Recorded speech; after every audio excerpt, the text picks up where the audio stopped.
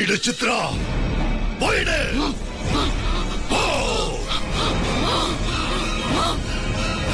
நாளைக்கு நடக்க போற நிச்சயதார்த்தத்துல வெளியில கலந்துக்க வைய. அது நடக்கவே நடக்காது. அவளை வீட்ல இருக்க விடாம அடிச்சு துரத்து போறேன். கிளம்பி வெளியில கோயிலுக்கு போறேன் அது இதுன்னு ஏதாவது பொய் சொல்லி கிளம்பி போய்கிட்டே இரு. நிச்சயதார்த்தம் முடிஞ்சு 11 மணிக்கு மேலதான் வீட்டுக்குள்ள வரணும், புரியுதா? நல்ல நேரம் முடியறதுக்குள்ள யாராவது சீக்கிரம் போய் தேங்காய் வாங்கிட்டு வாங்க. அம்மா அம்மா அம்மா, வேலைக்காரவங்களை அனுப்பியிருக்கேம்மா, இப்ப வந்துருவாங்க, ஒரு 5 நிமிஷம்.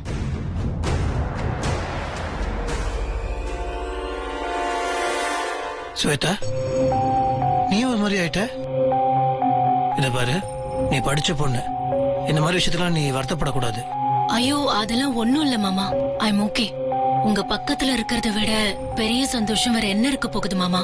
என்ன நடந்தாலும் சரி மாமா, நான் எதுக்கும் கவலைப்பட மாட்டேன். சரி, இதான் படிச்ச பொண்ணுக்கு அழகு.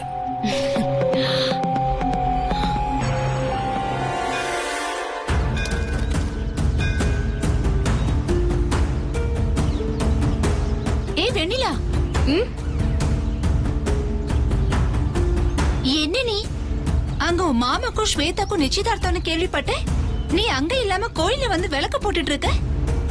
அவங்களுக்கு கல்யாணம் நல்லபடியா நடக்கணும்னு தான் கோவில்ல வேண்டிக்கிட்டு விளக்கேத்த வந்தேன் செல்வி. இத பாரு வெண்ணிலா, உன்னை நீயே தயவு செஞ்சு ஏமாத்திக்காத.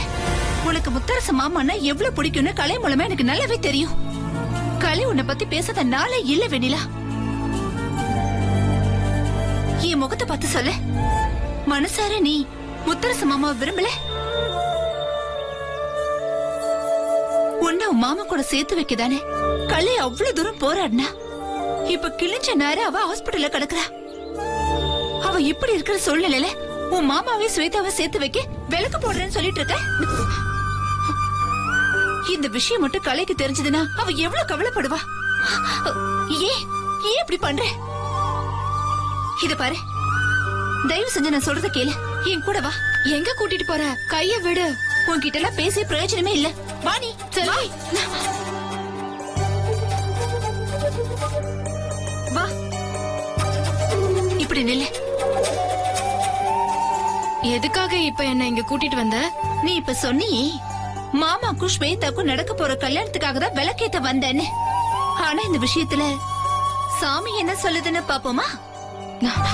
அது எப்படி பார்க்க முடியும்? இரு சொல்றேன்.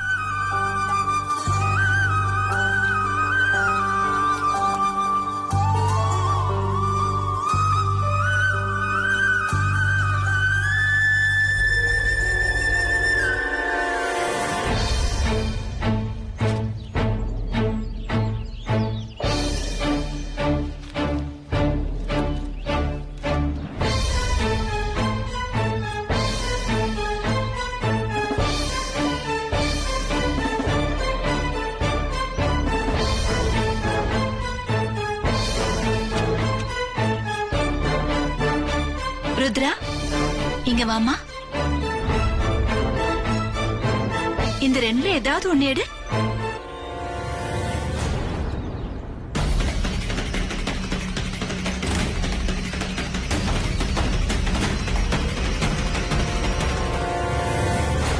இப்ப தானா தெரிஞ்சிட போது சாமி என்ன தீர்ப்பு சொல்லுதுன்னு.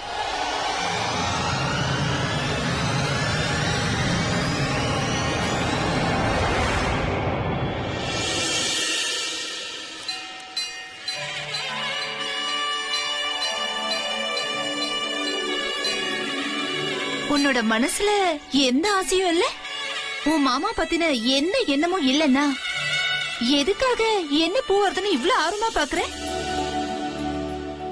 உன் மனசுக்கு ஏத்த மாதிரி சாமியும் வெள்ளப்பூவத்தான் அனுப்பியிருக்க.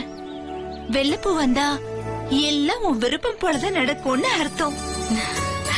அங்க விளக்கு போட்டுட்டு இருந்தியே, போ மறுபடியும் போய் ஏத்து.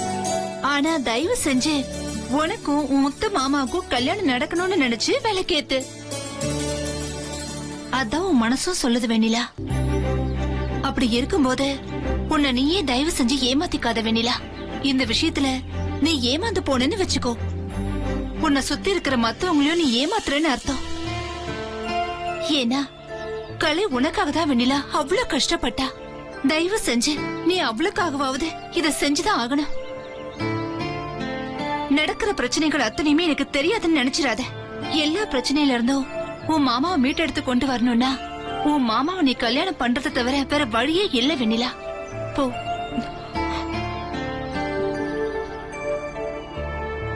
சரி செல்வி, எனக்கு நீ சொல்றது புரியுது.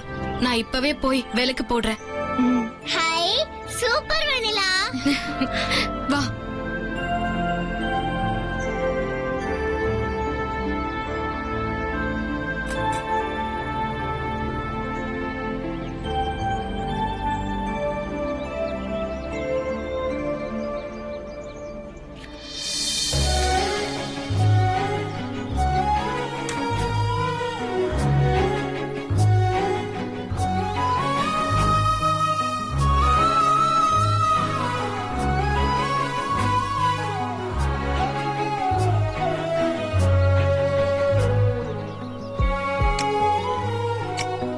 வெண்ணிலா வெண்ணிலா, உனக்காக நானும் ஒரு விளக்கேற்றனே.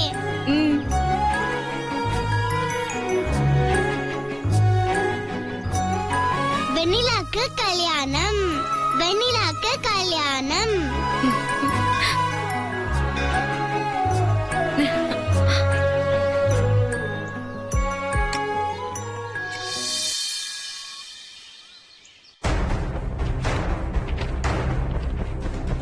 நிச்சயதார்த்த சுபமுகூர்த்த பத்திரிகை.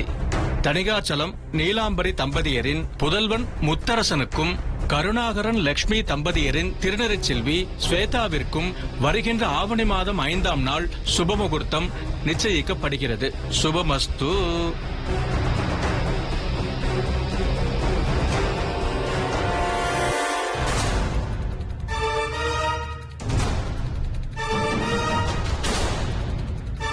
தட்ட மாத்திக்கிறல?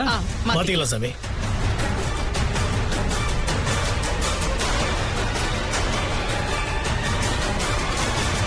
அப்பா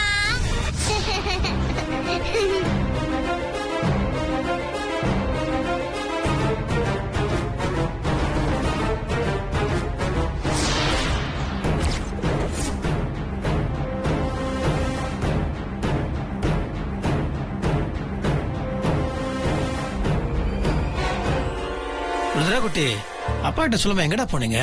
வெண்ணிலா கோவிலுக்கு போனோம்னு சொன்னா நானும் கூட போய் ஹெல்ப் பண்ணேன். ஓ, நிறைய விளக்கு போட்டோம், அதுக்கு தான் போனோம். ஐயோ, நிறைய விளக்கு போட்டீங்களா? வர வர ருத்ராக்குட்டி பயங்கர பிஸி ஆயிட்டாங்க இல்ல? அப்பா, நீங்க இந்த ட்ரெஸ்ல அழகா இருக்கீங்கப்பா. அப்படியா? ம், நீங்களும் ரொம்ப அழகா இருக்கீங்க. வெண்ணிலா, நிச்சயதார்த்த தட்டு மாத்திர நேரத்துலமா வெளியே போவீங்க? என்ன பண்ணுமா நீ? தட்ட மாத்திக்கலாங்களா? டைம் ஆயிடுத்து. மாத்திக்கலாம்.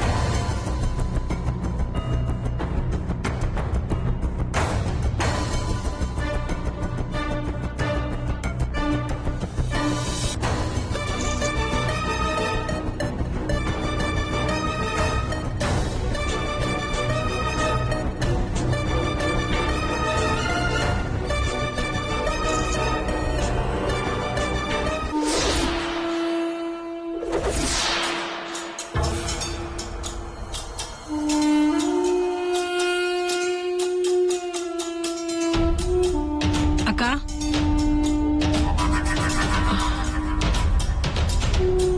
நான் என்ன சொன்னா நீ என்னடி பண்ணிருக்க? உனக்கு அத்தனை திமிரா? இல்ல, நீங்க சொன்ன மாதிரி தான் நான் பண்ணேன். வேற எதுவுமே பண்ணல. என்னடி சொன்ன மாதிரி பண்ணிருக்க?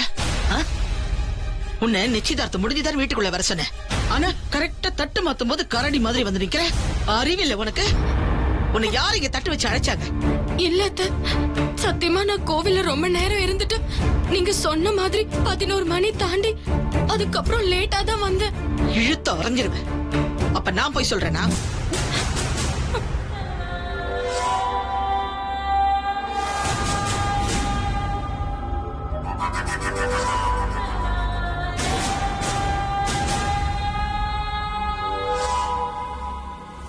இல்ல, அவ நீங்க சொன்ன மாதிரி 11 மணிக்கு மேலதான் வந்திருக்கா. ஆனா தேங்காய் அழுகி போனதுனால நிச்சயதார்த்தம் தான் லேட்டா நடந்திருக்கு. கடைசியில நான் தான் சித்ரா கிட்ட போட்ட சபதத்துல தோத்துட்டேன். அவ வந்த நேரம் அவளுக்கு நல்ல நேரம், ஆனா தேங்காய் அழுகி போனதுனால எனக்கு கெட்ட நேரம்.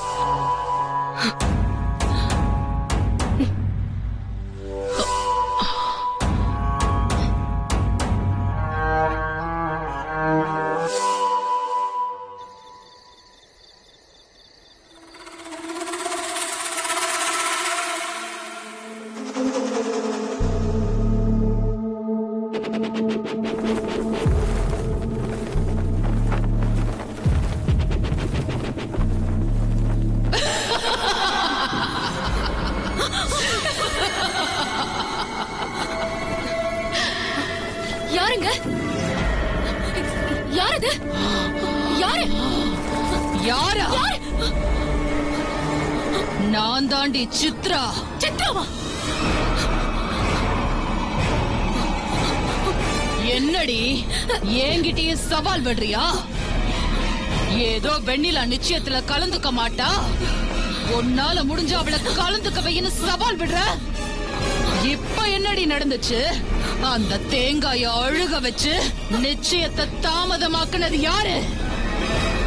அதுக்கப்புறம் கோயிலுக்கு போயிருந்த வெண்ணிலாவ நிச்சயத்துல கலந்துக்க வச்சது யாரு? யாருடி? தெய்வ சக்திடி, தெய்வ சக்தி. அதே சக்தி தான் ஒவ்வொரு முறையும் என்ன காப்பாத்தி இந்த இடத்துக்கு கொண்டு வந்து சேர்த்திருக்க.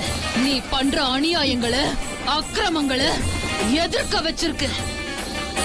ஒவ்வொரு தடவையும் நீங்க வெண்ணிலாவை கொலை செய்ய முயற்சி எடுக்கும் போதும் தொண நின்னு வெண்ணிலாவை காப்பாத்துறதுக்கும் உதவி செஞ்சிருக்கு. அதே சக்தி தாண்டி என் மாமாவையும் வெண்ணிலாவையும் சேர்த்து வைக்கும். கண்டிப்பா நீ போட்ட சவால தோத்து போகதான் போற. அத நான் பார்க்கதான் போறேன்.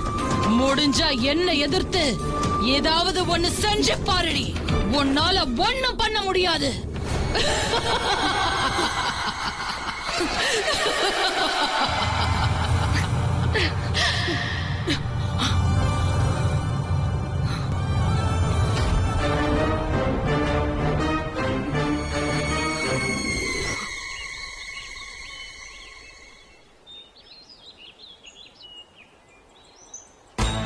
சித்தி, நேற்று ஜோசியர் நாள் குறிச்சு கொடுத்தாரு. அதுல 17ஆம் தேதி சரியா இருக்கும்னு எனக்கு தோணுது. ஏன்னா 16, 17 சனி ஞாயிறு அன்னைக்கு வருது.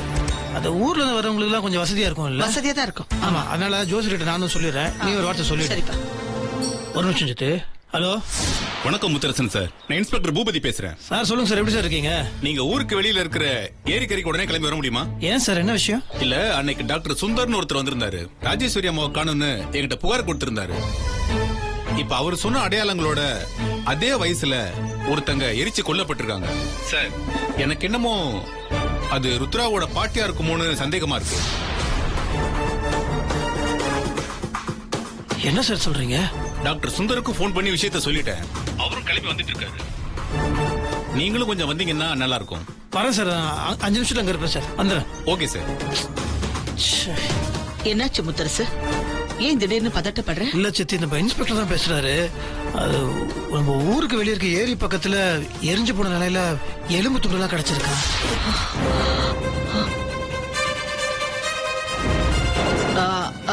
சரி, அதுக்கு எதுக்கு உனக்கு போன் பண்றாரு? அந்த புடவை, அந்த கலர்லாம் பார்க்கும்போது அது ருத்ராவோட பாட்டியா இருக்குமோன்னு அவர் சந்தேகப்படுறாரு. கஷ்டமா இருக்கு சித்தி. சரி, நான் போய் ஒரு 8 பார்த்துட்டு வந்துடுறேன். ஏன்னா டாக்டர் சுந்தர் அங்க வந்துட்டு இருக்காராம். நீங்க யாரும் இந்த விஷயத்த ருத்ரா கிட்டயும் வெண்ணிலா கிட்ட சொல்லிட வேண்டாம், சரியா? மாமா, அதெல்லாம் நாங்க பாத்துக்கிறோம். நீங்க போயிட்டு வாங்க. முத்தரசு, நானும் உன் கூட வரேன். சித்தி, நீ எதுக்கு அங்க வர? இல்ல முத்தரசு, அந்த புள்ள ருத்ரா அப்பா அப்பான்னு உன்னையே சுத்தி வருது. நான் என்னையும் அறியாம அவளை என் பாதியா நினைச்சிட்டேன். இறந்தது அவ பாட்டியா இருக்கலான்னு சொல்றேன். அத நினைச்சாதான் எனக்கு ரொம்ப வருத்தமா இருக்கு. அது ருத்ராவோட பாட்டியா இருந்துடக்கூடாதுன்னு வேண்டிக்கிட்டு இருக்கேன். அங்க நானும் வந்து இறந்து போனது ருத்ராவோட பாட்டி இல்லைன்னு சொல்றத கேட்டாதான் என் மனசு ஆறும் முத்தரசு. சரி சித்தி, நான் வண்டியில இருக்க, நீ வந்துரு. ம். நீலாம்பரி, என்ன விஷயம்? நீ எதுக்கு போற? ஆமாமா, நீங்க ஏன் போனோம்? என்ன மருது, நீயும் புரியாம பேசிக்கிட்டு இருக்க? அவங்க எந்த இடத்த சொல்றாங்கன்னு புரியுதா? அவங்க சொல்றது நான் மீனாட்சியை எரிச்ச இடம்.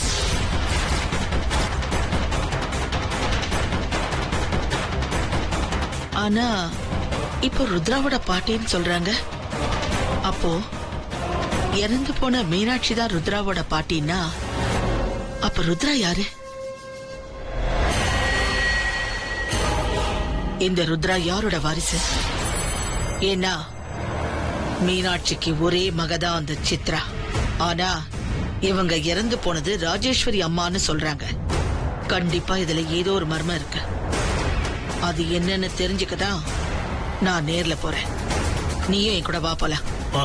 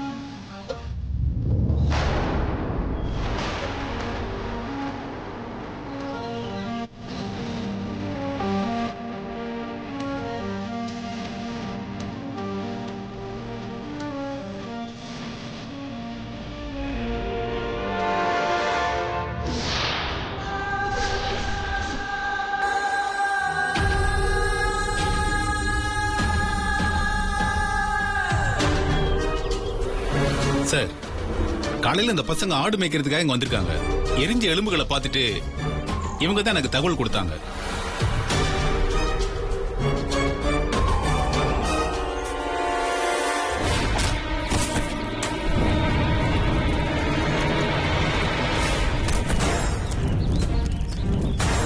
புடவை முக்கால்வாசி எரிஞ்சிருக்கு.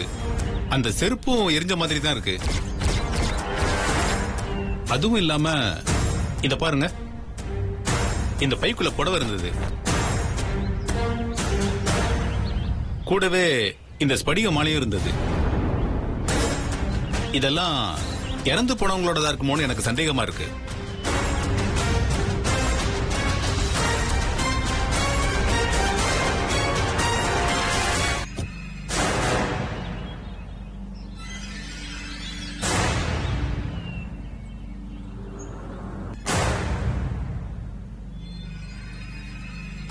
இந்த புடவை கொஞ்சம் பாருங்க. இது அவங்களோட புடவை தான். ஊருக்கு போகும்போதெல்லாம் மாத்து புடவை வேணும்னு எடுத்துக்கிட்டு போவாங்க. இந்த ஸ்படிக மாலை அவங்களோடதா? ஆமா சார், அவங்களுதான். இதுவும் அவங்களுக்கு அடிக்கடி உடம்பு சரியில்லாம போகும். இது இருந்தா உடம்பு சரியாகுமேன்னு தான் நான் திருப்பதி போயிட்டு வரும்போது அவங்களுக்காக வாங்கிட்டு வந்தேன். இப்படி ஆயிடுச்சு.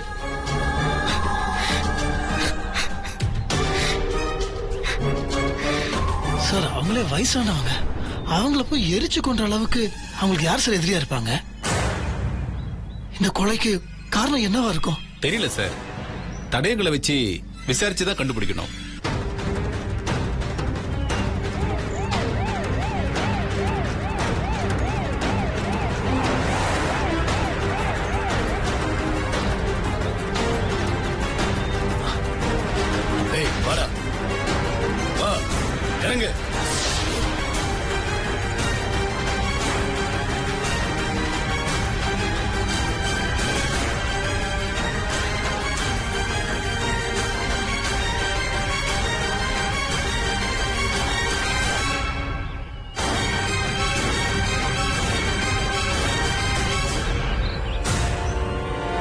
சார், இவங்க 2 பேர் மேலதான் சார் சந்தேகமா இருக்கு.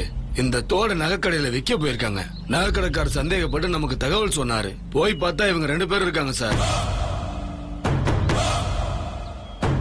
ஏய், ஒழுங்கு மரியாதையா உண்மையை சொல்லிடுங்க, இல்ல முட்டிக்கு முட்டி பேத்துருவேன். ஏய் சொல்றா, சொல்றா.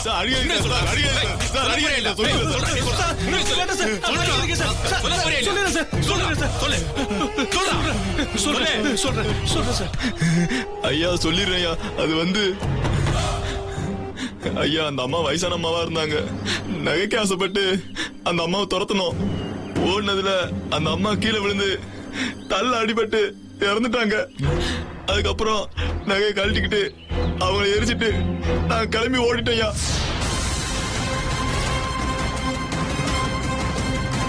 யோ, இவங்க ரெண்டு பேரும் பிடிச்ச வெளியே தெரியா? Okay sir.